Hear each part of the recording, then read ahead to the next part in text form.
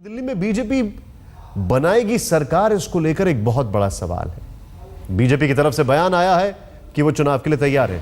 दो बड़ी खबरें आपको इस वक्त दिखा रहे हैं। पहली खबर यह है कि महाराष्ट्र में बीजेपी को जो सरकार बनाने का है मामला, उसको लेकर मंथन चल रहा है। हालांकि एकनाथ खड़से जो है वो अपनी दावेदारी ठोक रहे हैं। दोनों राज्यों में बीजेपी सबसे बड़ी पार्टी है, लेकिन सरकार बनाने के लिए बहुमत का आंकड़ा नहीं है। महाराष्ट्र में शिवसेना के साथ गठबंधन की तस्वीर भले ही साफ नहीं हुई हो, लेकिन बीजेपी सरकार बनाने जा रही है। लेकिन सीएम को लेकर फडणवीस और एकनाथ खड़से में अब तनातनी चल रही है। शपथ ग्रहण से पहले खड़से ने एक बार फिर सीएम पद के लिए दावा ठोक दिया है। माना जा रहा है कि महाराष्ट्र में फडणवीस ही सीएम बनेंगे। वहीं दिल्ली में सुप्रीम कोर्ट की फटकार के बाद उपराज्यपाल नई संभावनाएं तलाशेंगे। सूत्रों के मुताबिक दिल्ली में बीजेपी सरकार बनाने के मूड में नहीं है। बीजेपी दिल्ली में जनवरी में चुनाव चाहती है।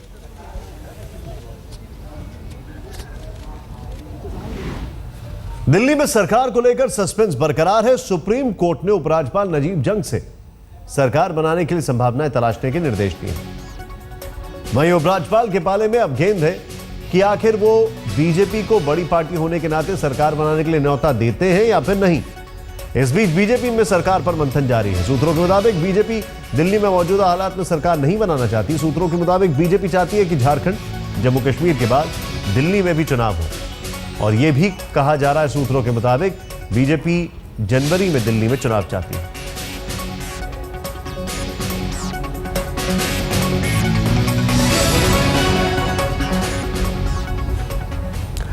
एक तरफ बीजेपी का कहना है कि वो चुनाव के लिए तैयार है, वहीं दूसरी तरफ आम आदमी पार्टी का आरोप है बीजेपी दिल्ली में चुनाव से भाग रही है।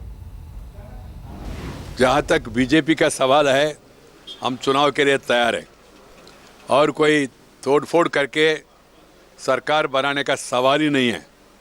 और जिस तरह का कुछ लोग घबरा के बीजेपी के ऊपर और केंद्र सरकार के ऊपर आलोचना कर रहे, एक गलत है।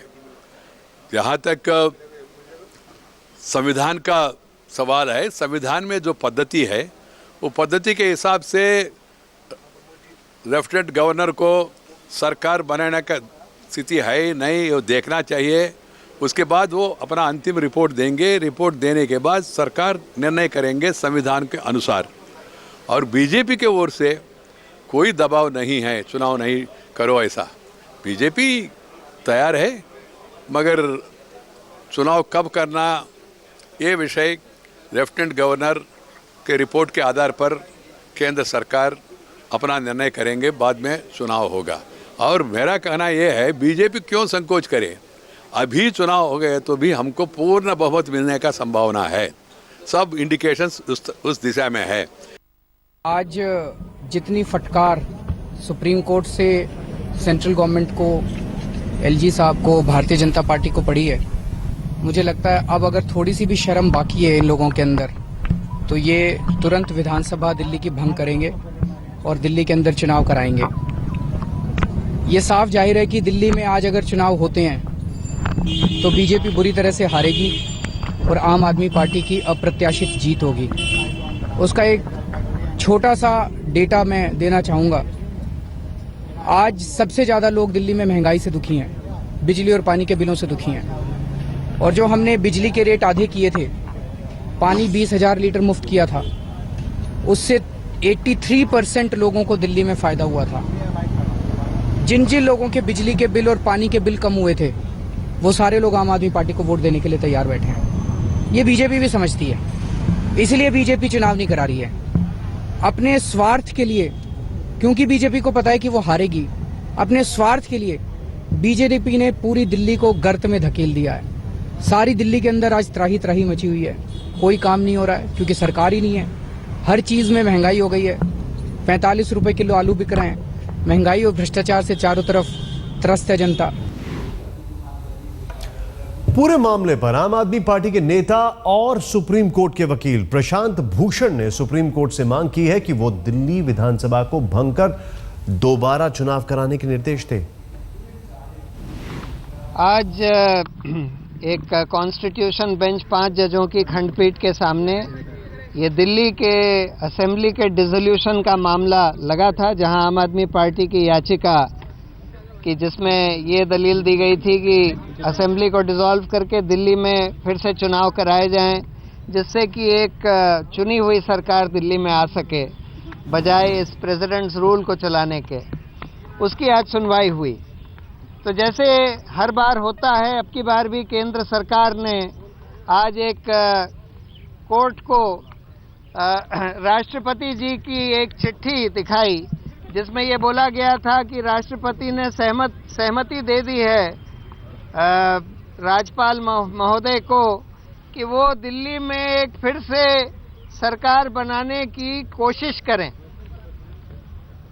और इस आधार पर केंद्र सरकार और भाजपा की तरफ से फिर से इस केस को टलवाने की कोशिश करी गई। लेकिन कोर्ट ने उनसे बोला कि भाई ये तो आपकी बात बार बार यही बात करी जा रही है। आप पिछले 5 महीने से यही बात कर रहे हैं कि हम दिल्ली में एक फिर से सरकार बनवाने की कोशिश कर रहे हैं। ये कब तक इस तरह से चल सकता है? और मैंने भी उसको बहुत स्ट्रांगली अपोज किया। और हमारे 2 खास मेहमान हमारे साथ जुड़ चुके हैं। बीजेपी से सुधांशु मित्तल जी हमारे साथ हैं, मुकेश शर्मा जी कांग्रेस से हमारे साथ हैं। सुधांशु जी, मैं एक सवाल यहां पर समझना चाहता हूं। सुप्रीम कोर्ट ने आज जो एक सवाल खड़ा किया है, बड़ा वैलिड सा सवाल है, केंद्र सरकार से सवाल पूछा है, आप अपनी तरफ से इनिशिएटिव लेकर जल्द से जल्द कोई कुछ क्यों नहीं करते? मेरा यही सवाल संबित पात्रा जी से था, लेकिन उनके जवाब अलग अलग आए। सुप्रीम कोर्ट ने यह कहा कि आप जब भी हमारे पास आते हैं, आप एक नया स्टेटमेंट देते हैं, आप हमारे पास आने तक का इंतजार क्यों करते हैं? अभी तक इतनी देरी क्यों? इसका क्या जवाब?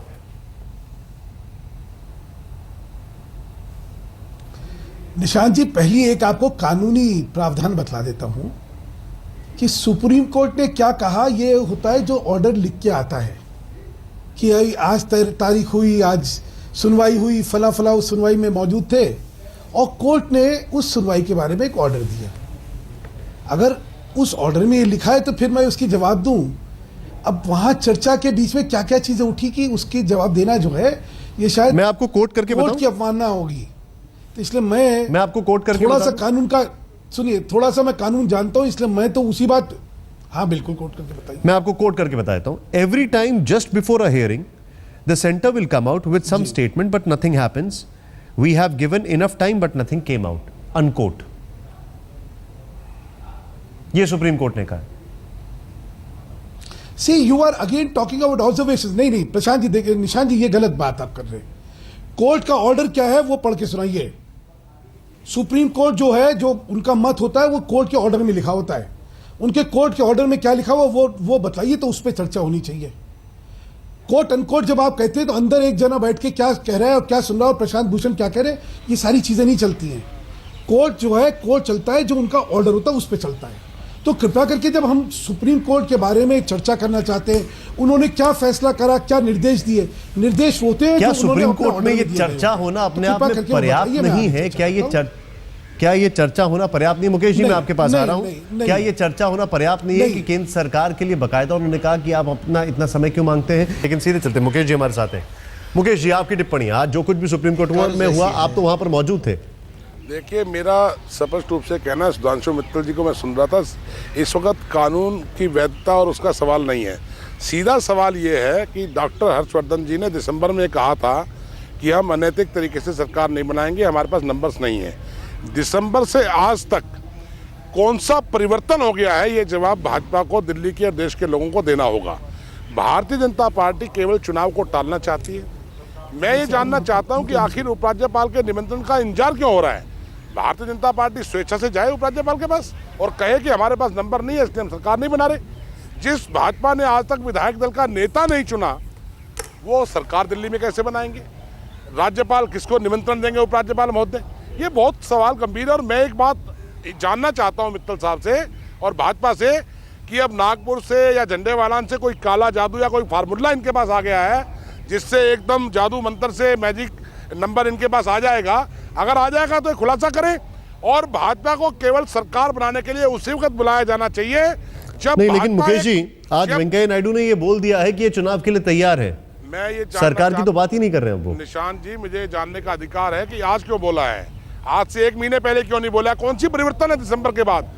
बीजेपी खाली समय बढ़ा रही है। ये लोग हार वापस लौट रहा हूं, मेरे साथ आम आदमी पार्टी के दिलीप पांडे भी आ गए हैं। सुधांशु जी से कुछ सवाल, ये जो सवाल पूछे हैं मुकेश जी ने, वो उन सवालों का जवाब लेंगे। शायद सुधांशु जी को अब हमारी आवाज पहुंच रही होगी, और जितने भी मेहमान जुड़े हुए हैं उनको हम बता दें कि आज कोर्ट रूम में क्या क्या हुआ। आपको ध्यान से देखिए क्या क्या हुआ आज सुप्रीम कोर्ट में, क्योंकि वो अपने आप में बहुत मायने रखता है। सुप्रीम कोर्ट में बाकायदा राष्ट्रपति की मंजूरी आ गई है। कानून के मुताबिक दिल्ली में निलंबन के साथ राष्ट्रपति शासन 1 साल तक रह सकता है, तब तक कोई हस्तक्षेप नहीं कर सकता है। ये पीएस नरसिम्हा ने कहा। हमने समय इसलिए दिया कि आप संभावनाएं तलाशें, सुप्रीम कोर्ट की तरफ से कहा गया, लेकिन 8 महीने तक आपने क्या किया? जवाब पहले भी आ सकता था, इसमें इतना समय क्यों? संभावनाएं तलाशने की बात करना कोर्ट का हस्तक्षेप है, यह पीएम नरसिम्हा ने कहा। एडिशनल सॉलिसिटर जनरल, दिल्ली में क्या बीजेपी सरकार बनाने की स्थिति में है? दिल्ली में कैसे बनेगी सरकार? सुप्रीम कोर्ट ने यह भी पूछा। हमने कभी भी सुनवाई टालने को नहीं कहा, यह अटॉर्नी सॉलिसिटर जनरल ने कहा। फिर जजेस ने बोला कि प्रशांत भूषण सही कह रहे हैं कि केंद्र सरकार जानबूझकर देरी कर रही है। केंद्र सरकार के कहने पर हमने समय दिया।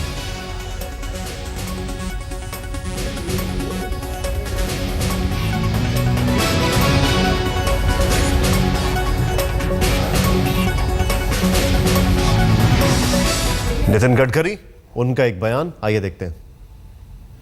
देखिए, इसके बारे में पार्टी के फोरम पर उचित विचार होगा और अध्यक्ष और प्रधानमंत्री जी विचार करके अपना फैसला बताएंगे। सीधे चलते हैं, हमारे साथ दिलीप पांडे मौजूद हैं। दिलीप, जो कुछ भी हुआ कोर्ट रूम में, जो कुछ भी अभी आप सुन रहे हैं, आपका एक क्विक रिएक्शन।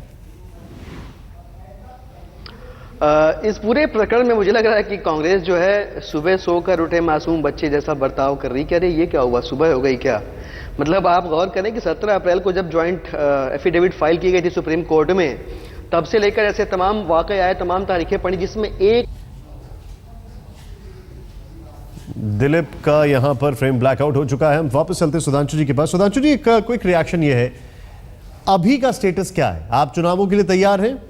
आप दूसरा, आप सरकार नहीं बना सकते, ये भी क्लियर है। अभी का स्टेटस बता दीजिए, अभी क्या है? अभी का स्टेटस जो है बड़ा साफ है कि भाजपा चुनावों के लिए तैयार है। बाकी चुनाव करवाने की, असेंबली को डिसॉल्व करने की एक कानूनी प्रक्रिया है। लेफ्टिनेंट गवर्नर को अपनी रिपोर्ट देनी है, उसके बाद कैबिनेट उसको डिस्कस करके अपने आप फैसला करेगी। अब कैबिनेट क्या करेगी और लेफ्टिनेंट गवर्नर क्या करेगा, ये तो इसका प्रवक्ता मैं नहीं हो सकता। लेकिन क्लियर है, मैं सबके बयान सुन रहा हूं, मुझे अगर 2 मिनट का समय दें, बिल्कुल बताइए आप। तो कुछ चीजें मैं सबके ध्यान में और आपके ध्यान में भी दिलवाना चाहता हूं। अभी मुकेश जी बहुत ओजस्वी तौर से अपना बतला रहे थे कि भाजपा ने ये करा है। अरे भाई, केजरीवाल जी ने इस्तीफा दिया, भाग गए, वो छोड़ के भगोड़े हो गए, बाद में कहा माफी मांगता हूं, चलिए वो छोड़िए। 3 महीने तक आपके पास थी, क्यों नहीं आपने इसको, अगर यही था तो इसको, असेंबली को आपको तभी बर्खास्त कर देना चाहिए था। क्यों नहीं करा भैया आपने? नहीं करा। कारण एक चीज समझ लीजिए, कोई इनका कोई विधायक जो है वो चुनाव नहीं चाहता, ना अरविंद केजरीवाल का, ना इनका। क्या मैं तो कहूंगा विधायक कोई चुनाव नहीं चाहता, लेकिन अगर सरकार नहीं बनेगी तो चुनाव होगा ही होगा। अब आ जाइए बाद में, अरविंद केजरीवाल जी बड़ी मेरे पास समय कम है, लेकिन आपका इतना पॉइंट मैं ले रहा हूं और मैं यहां पर आपको रोकना चाहूंगा। दिलीप, मैं क्षमा चाहता हूं, आपसे बात करने की कोशिश की लेकिन लिंक टूट गया। मैं आपको रोकना चाहूंगा, समय मेरे पास कम है, मैं रोकना चाहूंगा आपको। मुकेश जी का भी बहुत बहुत शुक्रिया, आप तीनों लोगों का बहुत बहुत शुक्रिया। कई सवाल हैं, सवालों के जवाब तलाशने की कोशिश है, लेकिन हाँ, बड़ा सवाल यह है कि दिल्ली की जनता चाहती है कि कोई मुख्यमंत्री बने, कोई उनका नेता सामने आए और ठीक से राज्य में चीजें आगे बढ़ें।